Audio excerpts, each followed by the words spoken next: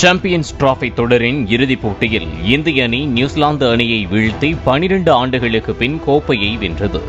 இந்தியாவிற்கு இலக்கு குறைவாக இருந்த போதிலும் நியூசிலாந்து அணியின் சிறப்பான சுழற்பந்து வீச்சும் அசாத்தியமான ஃபீல்டிங்கும் இந்திய அணியை திணற வைத்தது. ஆனாலும் இந்திய அணி நிதானமாக விளையாடி வெற்றியை உறுதி செய்தது.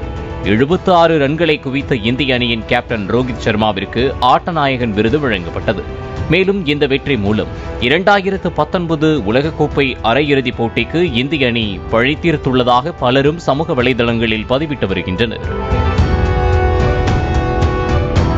ரோஹித் சர்மா தலைமையிலான இந்திய அணி அண்மையில் T20 உலகக்கோப்பையை கைப்பற்றிய கையோடு சாம்பியன்ஸ் டிராபி கோப்பையையும் கைப்பற்றியுள்ளனர். மேலும் சாம்பியன்ஸ் டிராபி தொடரே ரோஹித் சர்மாவின் இறுதிப் போட்டியாக இருக்கும். பின்னர் அவர் ஓய்வை அறிவிப்பார் என தகவல்கள் உலாவி வருகின்றன.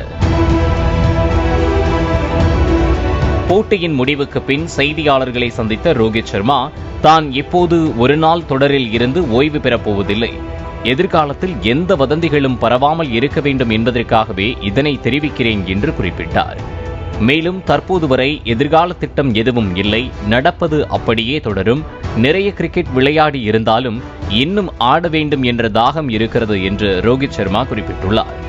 கோப்பை வென்றதை இந்திய அணி ரசிகர்கள் கொண்டாடி வரும் வேளையில் ரோஹித்தின் ஓய்வு குறித்த பதில்கள் ரசிகர்களின் மகிழ்ச்சியை இரட்டிப்பாக்கியுள்ளது.